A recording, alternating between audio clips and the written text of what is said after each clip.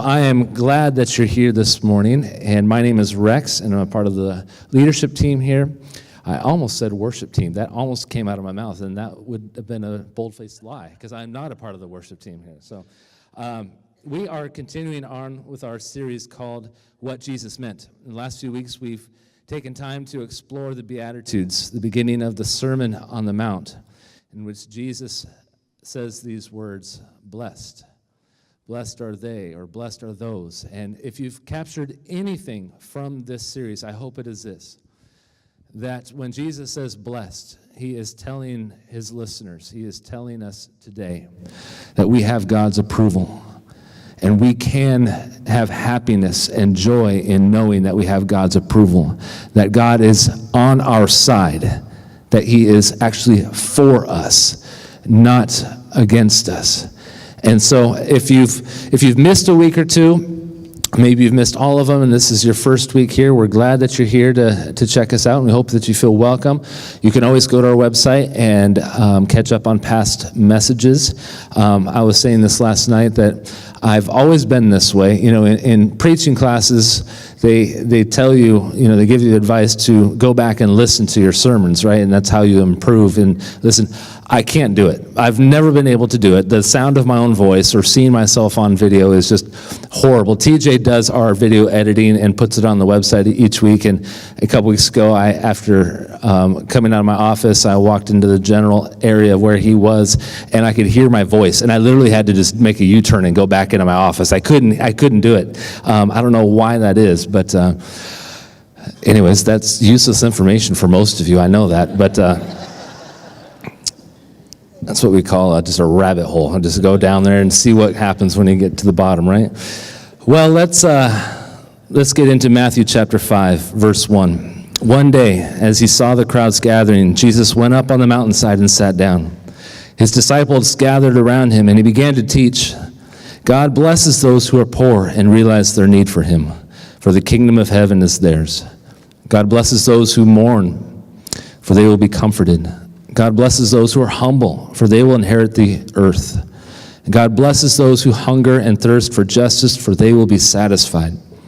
And God blesses those who are merciful, for they will be shown mercy.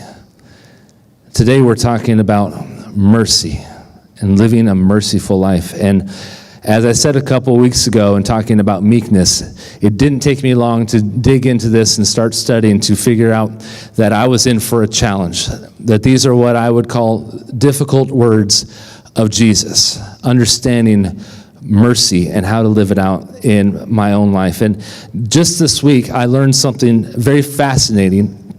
I don't know about you, but if a week goes by and I can look back on my work week and think, what was the one like really cool new thing that I learned? You know, I celebrate that. I'm like, that's really, really cool. I'm going to hang on to that. You know, for me, this last week was learning that in our brains, that when we are intentionally curious, when we are curious about something, specifically with someone else, it actually promotes vulnerability. That curiosity towards another person promotes a sense of vulnerability, right?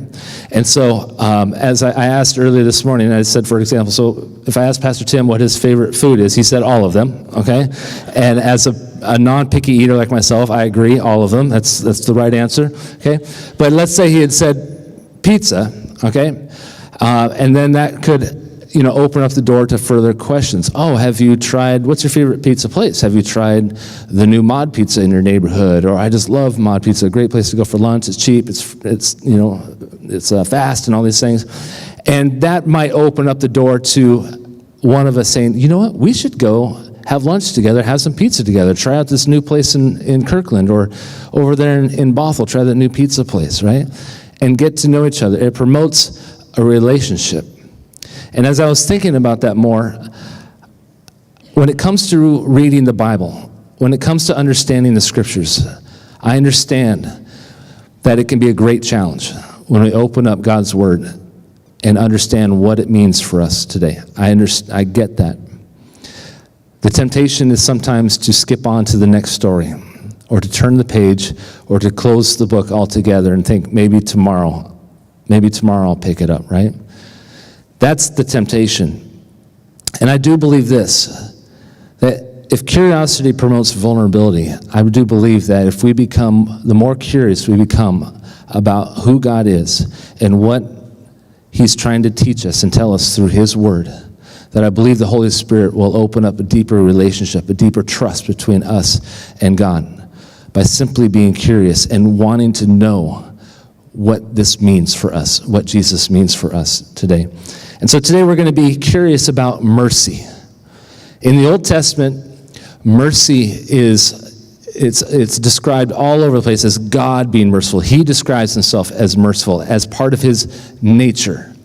In fact, Psalm 103, David describes just perfectly who God is and his mercy. And he writes about how it's changed and shaped his life, God's love and his faithful mercy.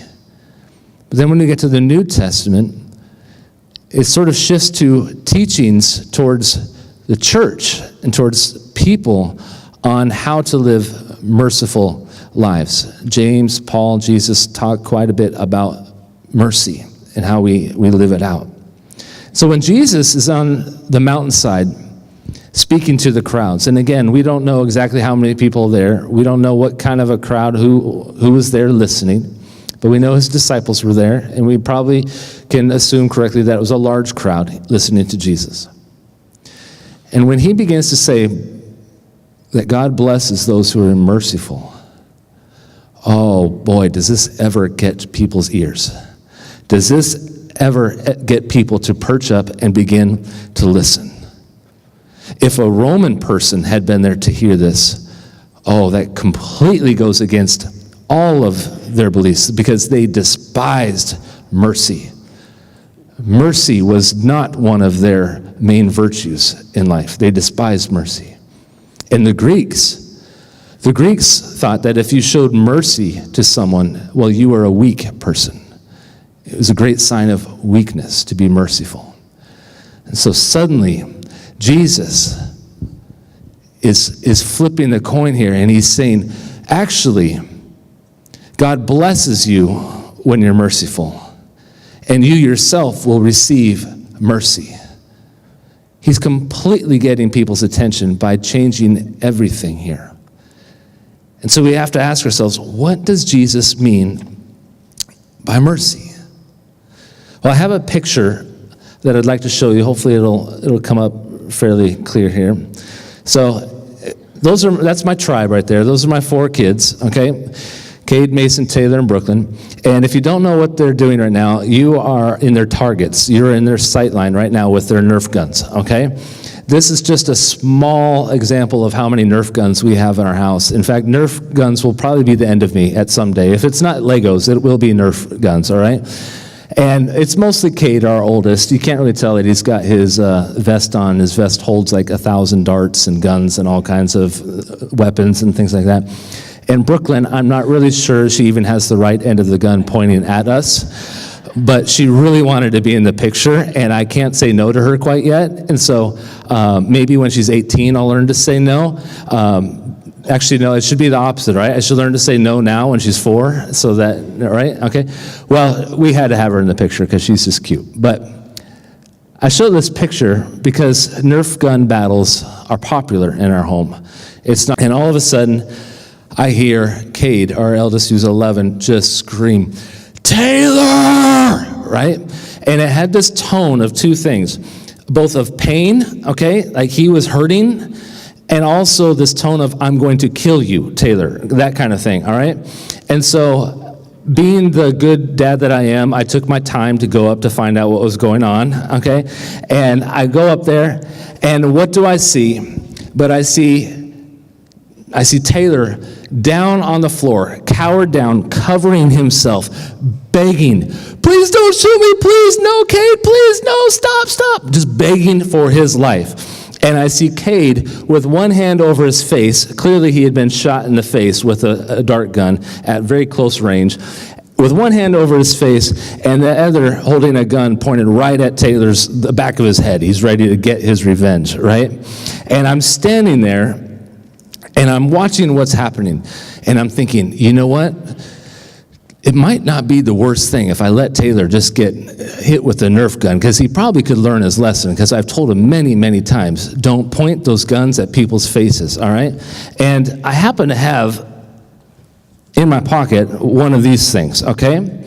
Now, unlike Legos that hurt when you step on them in the night, these don't hurt you at all. But when shot at you, the blue foam here doesn't do a thing, but this plastic end, it can leave a mark. If it's shot closely enough, it can leave a mark. These Nerf guns are no joke. They come now battery powered and can shoot 70, 80 feet, right? And they hurt. And I'm standing there watching, and I'm thinking, well, Cade knows I talk to him all the time about self-control, right? Not lashing out at his siblings and using self-control. What's going to happen here? Taylor is begging for his life. He knows the pain is about to come, okay? And Cade is standing right over him, ready to act. And in this act of pity, Cade decides to put the gun away, and he walks away with one hand covered over his face, and he yells, "Get out of my room!" And Taylor got up, and he was gone. I've never seen the kid run so fast, right? He was gone. And he showed pity. He showed mercy. But when Jesus says, "Blessed are the merciful," I wonder, in fact, we have to ask the question, is he simply saying, blessed are those who simply feel sorry for other people and show mercy? I don't think he is. In fact, I believe wholeheartedly that Jesus is taking it to a whole another level of mercy. And that's what we have to do today, is look at how do we grow in our faith beyond simply feeling sorry for someone, and live a life of mercy that God really intended us to live. The word that Jesus uses here for mercy comes from the Hebrew, and it literally means it's the ability to get inside another person to the point where you can see through their eyes and feel what they're feeling. It is to get mixed up into another person's life. If Jesus were here today, the Beatitude might sound something like, blessed are those who abandon their self-comfort and are willing to take the risk to get messy with other people. There's a reason why today in our culture, acts of mercy make headline news. We admire it. As a culture, we admire mercy. But as a society, we love our self-culture too, don't we? Or self-comfort. We love our self-comfort. It's easy to kind of just feel sorry for someone, show a little compassion or empathy, and then move on. But the perfect kind of sympathy that we can show is this merciful living that Jesus is speaking about. And my list here could be really long. We could be here till kickoff of the Super Bowl going through what this could look like in our everyday life. But when I sat and I studied and I prepared, I thought, as I often do, how does this play out in our everyday relationships? Because the fact is, when we leave this building in a little while, we'll go home into our cars with our spouse, our parent, our friends, our siblings. We're going to go and we're going to be next to neighbors. We're going to go to work tomorrow, of coworkers, right? Our everyday relationships. Well, showing mercy is essentially identifying with others in a deep, deep, deep way. And my first point is this: identifying with others saves us from being kind in the wrong way. Let me explain this. In Luke chapter 10, we see a story that it's a common story. A lot of you, I'm sure, are familiar with it. You've heard it. But it's the story of Jesus and his disciples traveling toward Jerusalem. It's the last days of Jesus' life. The cross is just days away. All the agony, all the torture, all the pain that will come with it. The isolation of being separated from God the Father on the cross is coming. And he's tired and exhausted. And they decide to stop and rest at Mary and Martha's house. And we see two women who love Jesus very, very much. Martha loves Jesus. And when when he is in her home, she does what I often find myself doing when people are in my home. And that is busy Martha, running around the house, making sure that everything is ready, that everything is just perfect. The kitchen's clean, the food is set out, everybody's served, everybody's good, right? Busy. I can be that way. We're having some friends over, neighbors over today for the Super Bowl. Nothing big, just a family that we're close with. And they're the kind of family that I know the house doesn't have to be perfectly clean in order to have them over. But I tend to be that person who, when we open our house to others, can't sit and relax. Everything just kind of has to be in place. And I blame my mom for that, okay? I really do. I'm in counseling for it, all right? But that's a whole different thing. I can be like Martha. And Martha is doing what she thinks is kind and good. She's not doing anything bad. She loves Jesus. But Mary does something completely different. She sits with Jesus. For some reason, she's able to see that the real need, the real act of kindness, is to actually sit and rest and be peaceful. That it's not the time to run around and make sure all the food is ready and be busy. Both are kind. Both are trying to show kindness to Jesus. But one comes from a more merciful point. The ability to get inside of another person and see and feel what they're feeling and know how to be kind in the right way. If you've ever lost someone close to you, a parent or someone close to you who has died, you know that there are those people who come to you, and God bless them, they are trying to be kind. They're trying to be comforting. When I lost my father, I can remember moments, just minutes after the memorial, people coming to me, trying to be kind, but constantly saying things like, "It's okay, he's in a better place." At that time, that's the worst thing a person can hear. Because no, the better place is for my dad to be here with me, to be a grandpa to my kids and things like that. It's not to be in heaven with God. That is not the better place. But I know that they are being kind. But it made the pain even worse, right? And so now, 12 years later, I'm grateful that I've had those experiences and those times, because it's actually allowed me to show the correct kind of kindness and mercy to those who are close to me who have lost someone. Because I've been there, I can experience that with them to a degree. Because I've experienced that pain, that loss. I know that at that moment, no, it doesn't seem like he or she is in a better place. Identifying with others and showing mercy to others requires that sort of curiosity, the asking questions, getting close to a person, getting to know them, getting involved in their life so that we can see what they're seeing and experience what they're experiencing. And then we can show the correct kind of kindness and actions of love. And that in itself is mercy. Identifying with others also helps make forgiveness easier. Mercy, friends, is not in any way, shape, or form a way of excusing a person's hurtful actions or words to us. Mercy is not saying, "It's okay, I have mercy on you, it doesn't matter."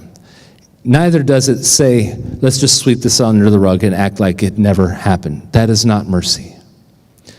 But mercy, the way Jesus is talking about, getting inside someone, if we can possibly understand what might have caused them to say what they said or did what they did, if we can possibly understand where they were coming from, I do believe that it allows us to forgive a little easier. And I don't know about you, but I know that this week I will have more than one opportunity to forgive someone. We all will, in fact. We are all going to have an opportunity to forgive someone today. It might be something small. We're able to just simply say, "I forgive you," right? or in our heads, in our hearts, we know that we have forgiven them and we're moving on. But some of us sitting here today, you're in the long process of forgiveness. You're in the journey of forgiveness towards someone that didn't just say or do something one time to hurt you, but made a life of it. The cycle of hurt, right? And that moment of just saying, I forgive you, that's not reality. You're in the process of forgiveness. And mercy,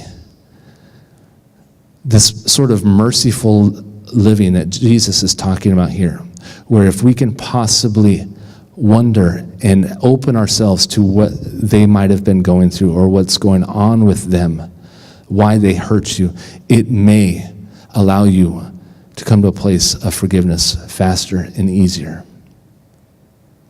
And if we aren't willing as Christ followers to embrace this kind of mercy, if we close ourselves off for mercy, we open ourselves up towards bitterness and resentment and deeper hurt. Paul says in Colossians 3, since God chose you to be holy people he loves, you must clothe yourselves with tender-hearted mercy. I've underlined tender-hearted because I love that the New Living Translation says that word, because it tells me that Paul is saying mercy that you really mean, genuine, authentic mercy, not because you feel like God is twisting your arm or because if you don't show mercy, you're going to be punished or you're a sinful person or something, but it's because you genuinely wanted to. Clothe yourselves with tender-hearted mercy, kindness, humility, gentleness, and patience. Make allowance for each other's faults and forgive anyone who offends you. Remember, the Lord forgave you, so you must forgive others. Throughout the New Testament, we see Jesus, Paul, even James, sort of give this theme of reaping and sowing when it comes to mercy and forgiveness, right? Paul says in Galatians that God will not be mocked, that what you sow, you will reap also, right? Paul says here, remember, the Lord forgave you, so you must forgive others. Jesus, right from the beginning, Matthew 5 says, God blesses those who are merciful, for they will be shown mercy. When we sow mercy into the lives of other people, no matter how hard or messy that can get, we know that when the time comes for us to need mercy, and we all are going to have those moments, right? When we need mercy, when we need someone to forgive us, there's that reaping and sowing. This doesn't happen just by accident, but this is a part of God's plan, God's design for us, this reaping and sowing. And so I believe that showing mercy to someone for the sake of forgiveness is big for us. Because all of us understand right here, right now, what it means to both forgive someone, but need others to forgive us as well. Well, for your ride home today, as you hopefully think about the scriptures, the message today, or some of your TLC groups, you'll discuss this message later in the week. There's this old saying that you might have heard before. There, but for the grace of God, go I. Are you familiar with that statement? Yes? All two of you who raised your hand? Okay. All right. There, but for the grace of God, go I. It's not a phrase that I think about often, but as I was preparing this message, it hit me. It entered my mind. And I thought, yes, this is perfect. Because, friends, I am up here today. I sit in this chair at this little barista table because of God's mercy. We could be here a long time, me telling you my mercy story or my mercies story. I am here. My faith, my trust in Jesus has been shaped by God's grace. And when I hear that statement, there but for the grace of God go I, it resonates with me. And I hope that all of us, as we walk out the doors today, will say to ourselves, there but for the grace of God go I. What is your mercy story? When you look back on your life, how has God shown you mercy? How have others shown you mercy? How has God come so deep and so close to you to experience what you're experiencing, to see what you're seeing, and shown you mercy? Friends, God is not like this image of Cade and Taylor standing over you with this Nerf gun ready to fire at any time. If we just beg hard and long and loud enough, he might put the gun away and walk away and say, just get out of my room. God is not one to just feel sorry for us. He loves us. He is for us. He is blessing us and approves of us. He showed the ultimate act of mercy by becoming flesh and blood in Jesus. What is your mercy story? And will you identify with someone deeply enough this week that it might begin to write their mercy story? This is where the rubber meets the road, friends. This is where, when we say, I'm a follower of Jesus, where we say, in saying that, we are denying self-comfort. And we are saying yes to the ways of Jesus. And it is hard, but it is a daily thing. It's a daily surrender. It's a daily action. Just this week,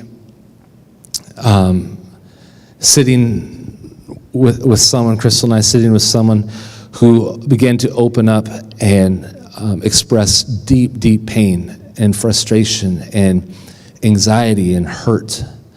What started out as a conversation about how is work going turned into a full onslaught of pain and, things that are happening way beyond work. And in that moment of weeping and crying, I'm sitting there and I'm listening closely.